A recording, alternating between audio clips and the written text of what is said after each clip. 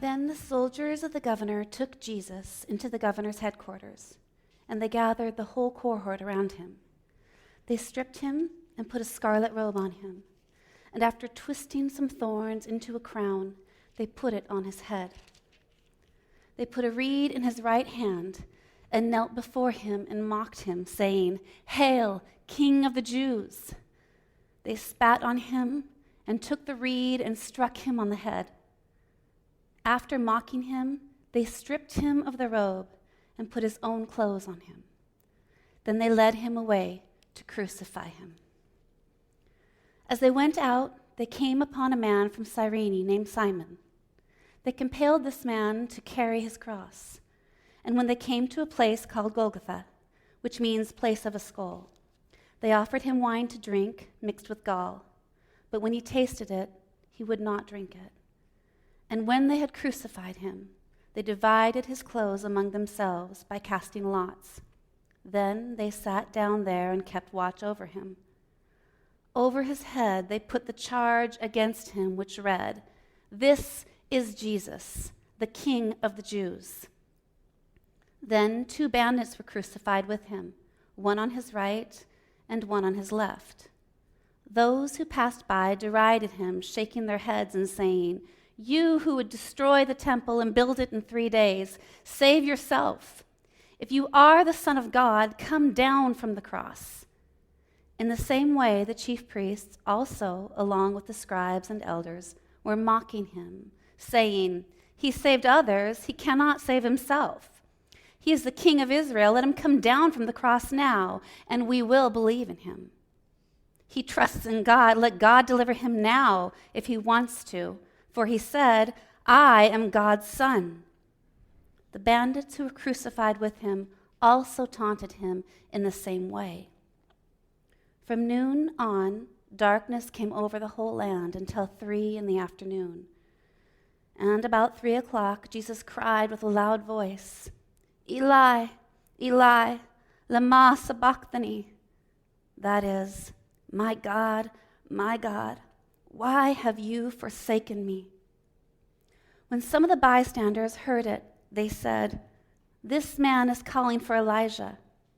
At once, one of them ran and got a sponge, filled it with sour wine, put it on a stick, and gave it to him to drink. But the other said, "Wait, let us see whether Elijah will come to save him." Then Jesus cried again with a loud voice and breathed his last. At that moment, the curtain of the temple was torn in two from top to bottom. The earth shook and the rocks were split. The tombs also were opened, and many bodies of the saints who had fallen asleep were raised. After his resurrection, they came out of the tombs and entered the holy city and appeared to many. Now when the centurion and those with him who were keeping watch over Jesus saw the earthquake and what took place, they were terrified and said, "Truly, this man was God's son." Many women were also there, looking on from a distance. They had followed Jesus from Galilee and had provided for him. Among them were Mary Magdalene and Mary, the mother of James and Joseph, and the mother of the sons of Zebedee. Holy cow, who needs a sermon after that? That is unbelievable, Shannon. Wow. Let's just pray, Lord. Thanks for these historic moments. And, some of us were here and we're skeptical, and others of us were here and we're tearing up at just this story that's at the very center of what is the engine room of our life. And so I just pray that you'd be here this morning, that this wouldn't be wasted time, that in this 30 minutes or 25 minutes of no iPhones and no external prompts, that you would speak in ways you only can and individualize things in ways that you do. Lord, think of baby Afton, and just so grateful for that successful procedure, and think of baby Nora and what she's going through, and those parents and grandparents. Just thanks that suffering's not lost on you, and nor is healing. And so we live in the tension of those things, and it's It's meaningful to know that so did and so do you. Amen. Seriously, that was, holy schmolies, that was awesome. So I think the question that I want to pose and just get us rattling around on, it's funny, I thought to myself this week, man, I'm not stressed about Easter this year. What's going on? And I was like, oh, I know. It's because we're talking about Jesus and the cross. Sorry, this probably shouldn't be funny, but to me, it's like we've kind of, it's just been living there a little bit more, I guess. And that's not to indict the past, but just to go, there's something refreshing about all of this. But I think the question that I would like to ask, or I know the question I want to ask is, what is Matthew doing with these stories? And the reason I want to put it that way is because Matthew is an artist, Matthew is a human, Matthew is a person with a life and a story. The best evidence seems to indicate that Matthew was doing the writing that we know as the Gospel according to Matthew sometime in the 70s. So that means after the destruction of the temple. You can see there's this rising tension between Jesus warning the temple, like, hey, guys, you're on the wrong path, and they're mocking that about him. But Matthew's writing after that's occurred. The Temple Mount has been obliterated, completely leveled, destroyed. It's gone. Suffering is very rich. And so Matthew's writing to a people, most of whom are committed followers of Jesus. They know these stories. This isn't new information for them, which means we get to ask the question, so what's he doing? And why does he put the story together in the way that he does and in the order that he does? And why does he give great detail here and not very much here? That, I think, is the job of us here 2,000 years later. Of what does this mean? And then on a personal note, what does it mean for you today in the intersection of your life and where the heat is? Like, how does this speak to it? And where I want to jump on here is building on what Justin and Hannah did for the last couple weeks. First of all, so proud of them and the work that they put into those 2 weeks. Neither one of them had easy messages to give, and I think the hardest thing in the world is to speak a few times a year. So they just hit the ball out of the park. So grateful for them. And it was when I was sitting over here last week listening to Hannah and the way she built on this kind of rising failure of Peter, which of course Justin talked about with Gethsemane, and she made this comment that Peter was this collection of opposites. It's not quite the phrasing, but just the humanness of him. That's where it hit me, like I think I can see a little bit better what Matthew's doing. And I think it deals with this question, starting with you, of how wide, go ahead to that next slide, but how wide is the gap for you between who you are and who you aspire to be? Like, how significant of a gap is it? And I'm not talking about your ability to hit a baseball or sing a song or sell something. I'm talking about that part of you that's you that we call character. Like how big is the gap? I mean, is there one? If you're a parent, you're like, yeah, there is. But how significant is it? And what are we supposed to do about it? I was exploring that in my head this week of like, because the gap is significant for me and there's so many stories, but the one that came to mind for whatever reason goes back, I think it was over 10 years ago. We had little kids, one of them, we still pushed a stroller around when we went places, and we were in downtown Seattle on some kind of trip. I don't remember which trip. We were down by the Space Needle, and it was dark out, and what I understand, what like 40-something Adam understands about himself that 30-something Adam didn't, was like when it's dark outside, I kind of just want to be home.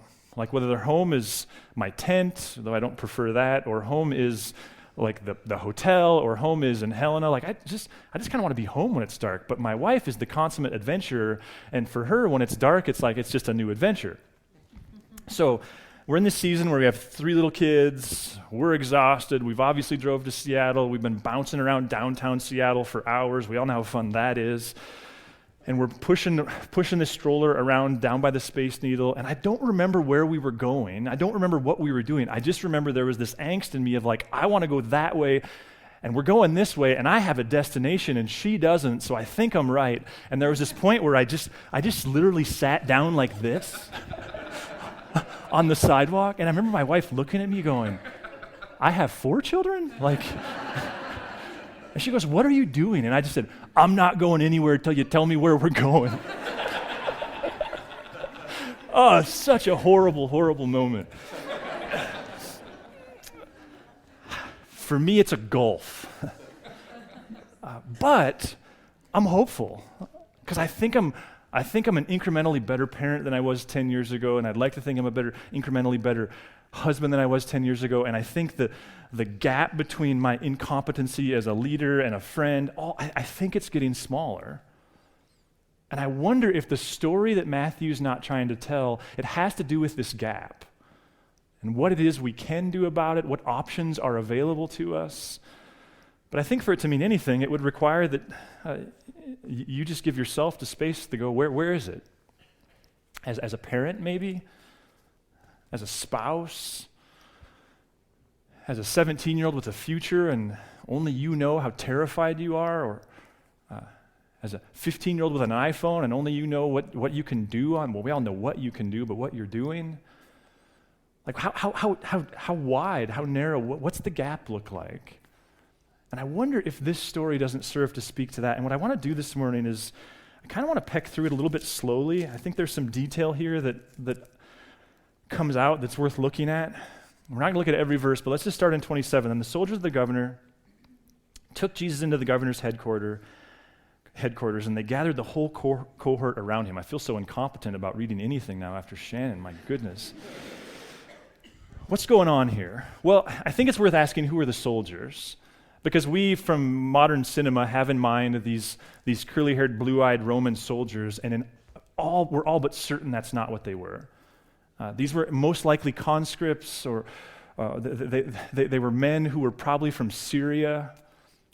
These are people who were a part of the Roman army, but they brought with them a hatred for the Jewish people and nation, a historic conflict. These are these Syrian men who were kind of pent up in this place, and they don't like the people they're serving to begin with.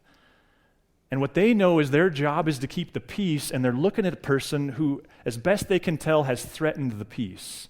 So just that context, I think, is valuable to go, who are these soldiers?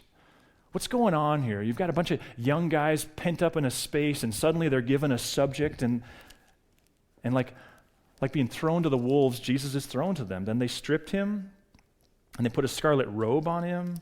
After twisting some thorns into a crown, they put it on his head. They put a reed in his right hand and knelt before him and mocked him, saying, "Hail, King of the Jews!"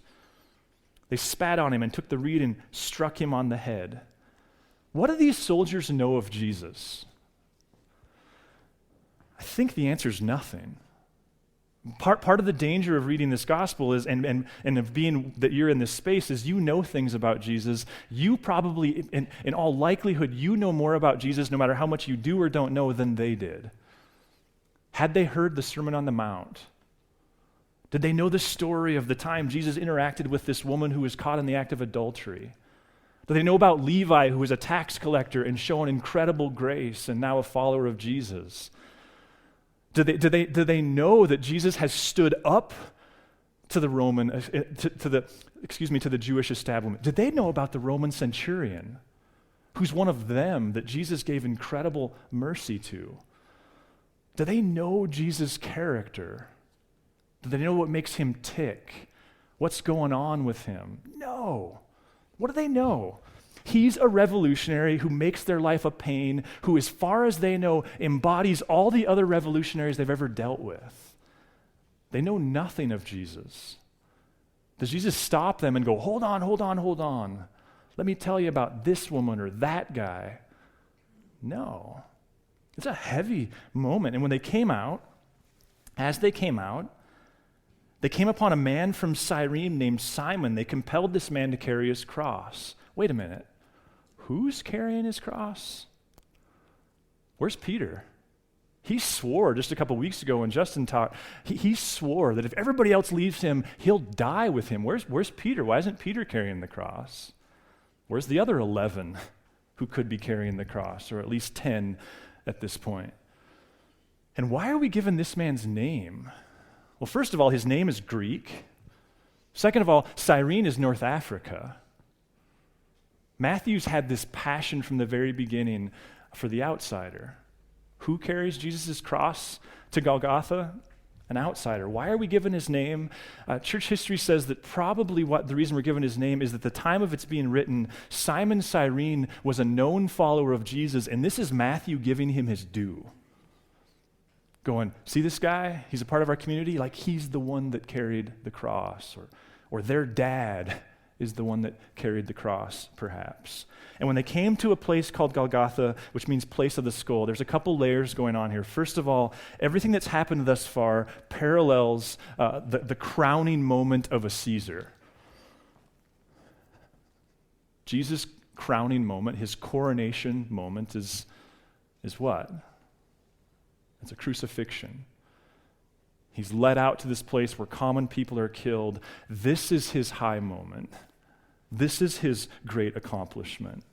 They offered him wine to drink mixed with gall, but instead he tasted it and he would not drink it. This finally seems like something that resembles mercy, especially because we know that wine was a painkiller in their day. But what's gall? Well, gall would make wine bitter. I'm going to try something here. How many of you like Warheads? They're the worst, but I want to get you some. Okay, ready? Sorry if you get a concussion. Everybody get a Warhead. Okay.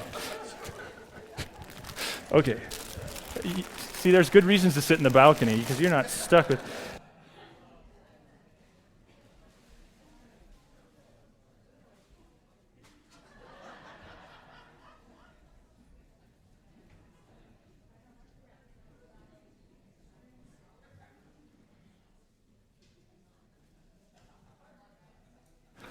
Okay, do you have one? By the way, if you have an insurance claim, we can point you to that guy too. Will you? I hate these things; they're the worst. But will you open it and put it in your mouth? You don't have to keep it there, just for a second. Yeah. These things are the worst. You didn't get one. Oh well. Does anybody else need one? Because there's some people copping out on us. Anybody else need one? Oh yeah, Donnie needs one. Does anybody have one back in that corner? Throw it to the tech booth, will you? It's all repairable. Just huck it. You guys up on the balcony are like, this is why we sit here. Okay, did you throw that thing in your mouth? It's the worst. That's what gall would have done to the wine. So there's this slight thing of like relief, but ultimately it's just pure, unashamed mockery. And that's the tone that I think Matthew wants us to get here. And when they had crucified him, they divided his clothes among themselves by casting lots. They sat down there and kept watch over him. Over his head they put the charge against him, which is read, "This is Jesus, the King of the Jews." Now notice Matthew skips across the crucifixion narrative in large part because it's horrific. The word excruciating was invented to describe the pain of crucifixion. Also because this audience knew too well what crucifixion involved. They didn't need the bloody details. Mel Gibson wasn't needed for them. They'd seen it before. It was a way of life for them. Then 2 bandits were crucified with him, one on his right and one on his left. Those who passed by derided him, shaking their heads and saying, "You who would destroy this temple and build it in 3 days, save yourself. If you're the Son of God, come down from the cross." So not just Syrian soldiers mocking him. Now we've got just the everyday passerby, just kind of wandering by, mocking him. Again, what do they know of Jesus? About the same thing as the Syrians, about the same thing as these soldiers. They don't know the story. They don't know about a time where Jesus said, "You've heard it said that you should do this with your anger, but I'm here to tell you, no, God wants to deal with your heart." They don't know anything about the woman at the well that Jesus extended mercy to. They don't know any of that stuff. And this is all the more clear because of Matthew's gospel. Earlier, actually today is the day that we could be or ought to be celebrating Palm Sunday, but in the Matthew narrative, which we'll come back to as we loop around this summer, on Palm Sunday, when Jesus rides the colt of a donkey into town, we have in our head there was this citywide celebration There wasn't. There was a celebration. There were coats and palm branches and lots of hosanna and cheering. But if you look at Matthew's narrative, at the end of it, the town goes, "Who is that?" And a few people who knew, Galileans, go, that's Jesus from Nazareth. So even the everyday people, they're ridiculing Jesus. In the same way, notice we're adding another group. The chief priests also, along with the scribes and elders, were mocking him, saying, "He saved others, he cannot save himself. He's the king of Israel. Let him come down from the cross now, and we will believe in him. He trusts in God. Let God deliver him now if he wants to, for he said, 'I'm God's son.'" So notice we're just stacking different groups of people, different subcultures, all who it seems like have conspired together. Let's just mock Jesus. The bandits who were crucified with him also taunted him in the same way. Even the guys on the cross next to him, ridiculing him. From noon on, darkness came over the whole land until 3 p.m. I love this one because this feels to me a little bit like a God who's not in control but in charge. A little bit of the kind of stick it to the man, because part of the Jewish worldview was that the righteous sustain the land. Like they understood that God's grace, God's light, it comes as a result of the righteous. Part of why the Pharisees got so caught up in their legalistic systems was because they sincerely believed that their obedience was the fuel that made life and God's blessings happen. So what does it mean that Jesus is dying and it's going dark? It's a statement. It's a statement of Jesus' identity. It's a statement of the temple and the whole system. It's got its version of righteousness, which we've been exploring from the very beginning. And Jesus has his version. And as Jesus' version is being killed, the light begins to disappear. The other thing going on is there's the afternoon liturgy. So before noon, to whatever extent the religious people, the priesthood, those who get so much pleasure from just riding herd on Jesus and mocking him, they would have left and went back to the temple for afternoon liturgy. And Thomas Edison hadn't been there. And yet it goes dark. It's like losing power during your Easter service. Something's going on. About 3 o'clock, Jesus cried in a loud voice, "Eli, Eli, lama sabachthani," that is, my God, why have you forsaken me?" Does God suffer? Is this just a charade? Is this like the Passion movie put out by Mel Gibson years ago? Like, yeah, it sure looks like that guy's hurting, but this is a movie. It's fundamentally not. Here you have the Son, the second member of the Trinity, who is himself God, questioning everything, crying out to God in this pain. When some of the bystanders heard it, they said, "This man's calling for Elijah." And at once one of them ran and got a sponge, filled it with sour wine, put it on a stick, and gave it to him to drink. But the others said, "Wait, let us see whether Elijah will come to save him." Again, what are we doing here? Wine's an act of mercy. It's a painkiller, right? No, here it continues the show. Remember Matthew talked early on in his gospel, there's 3 groups of people. There's the open, the closed, and the amused. There's the disciples, the followers, there's the crowds, and there's the religious people. What's going on here? Well, the movie can't be over yet. It's like, I hate this about concerts. It drives me nuts because I don't love concerts, but it's like, no, the concert's over. No, it's not. We're all supposed to stand here and cheer, and then you come back after being gone for 20 minutes. Like, can we just agree that you do that song before we do that? That's what's going on. Like, we don't want the show to be over. Give him some wine. Why? Because it'll resuscitate him for a few moments. See, the death by crucifixion is a death of asphyxiation. As I understand it, and if you've never read Lee Strobel's The Case for Christ, I highly recommend it. The idea is that the weight of your body hangs from some nails. Your chest cavity collapses on your lungs. The way you breathe is you find the strength to push up, open your cavity up, and take a breath. Wine might have allowed him to do that one more time. Mockery, mockery, mockery. Then Jesus cried again with a loud voice and breathed his last. At that moment, the curtain of the temple was torn in two from top to bottom. The earth shook and the rocks were split. What's going on there? Jody helped us, and with Justin's help, we created this poster here, and we used it a couple weeks ago. It tries to deal with the X's and O's of why did Jesus have to die? What did that accomplish? And part of what we were trying to do with that piece of art is illustrate, though many of us, because we all have a church background, know one sliver of an answer, if we're really honest, that there's a much broader spectrum of church historical answers as to what the cross did. What we know is it was for us.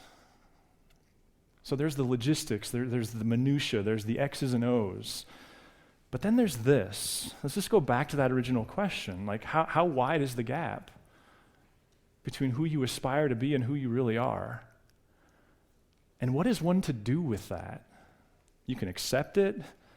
You can just kind of cynically declare, like, this is what it means to be human, which there's a fine line between that which is honest and that which is lazy. You can say, well, I'm saved by God's grace, and that's all that matters. Again, fine line between that which is honest and theologically correct and that which is the opposite of what Paul means when he says working out your salvation. Here I think is, at least for me, this is the question that unlocks it. How wide is the gap for Jesus? And what if part of what's going on here is this remarkable contrast? Like, here's the group of people, and here's how they behaved in this moment. The Roman soldiers, the religious elite, the passerbys. I mean, they play Monopoly for his clothes, for crying out loud. There's the disciples, they're nowhere to be found. I mean, save a few women, there's really nothing to be said positively about anybody. Here's the way they behave. And how does Jesus behave? Like, if the claim is he is the perfect version of what it means to be human, if the claim is, come follow me and I'll restore you to your humanity, what might this contrast do for your confidence? See what's going on here? What stands out to me is Jesus, short of losing a child, in a span of a few hours, Jesus experiences all the worst things a human could ever experience. Relational abandonment, physical pain beyond anything any of us could ever imagine, hopefully. And what does Jesus do? It's like, he's Jesus. Like, here's one set of characters. Here's how this way of being human, here's where it gets you. And here's this other version. And what's the story Matthew's writing? What's the invitation he's making? Isn't it to a group of people who their life has become a living hell, their persecution is very real, and what's he doing? What's the hook that he has for them? Is it homes and health and old age and mountain biking trips to Moab? I'm not criticizing those things, but to the extent to which Jesus appeals, what's the appeal? Isn't it his character? He ends his greatest sermon by talking about two different ways of building a house. And as Dallas Willard says, his promise is, if you follow me, I'll give you the kind of life that can withstand any storm. What if that's what Matthew's doing? He's unashamedly saying, here's your options. Follow this guy, and your life will look more like this. Don't, and it'll look like everyone else.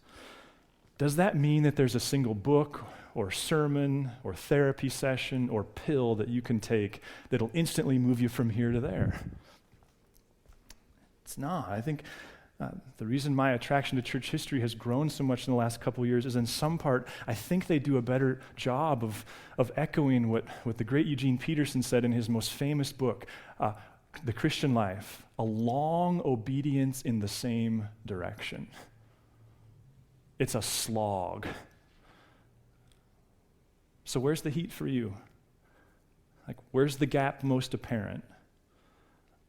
And what does it look like to say, I'm a follower of Jesus, and therefore the hope I have of closing said gap is him? In just a minute, the band's going to come up here. I'm just going to pray to end you guys, and you can just come up during that time of silence. And we're going to give you a chance to take communion together. And it's this moment that we're celebrating, the hope of the world. And not just the hope of the world, but the opportunity to live with this guy and become his version of humanity. So I'm gonna pray. God,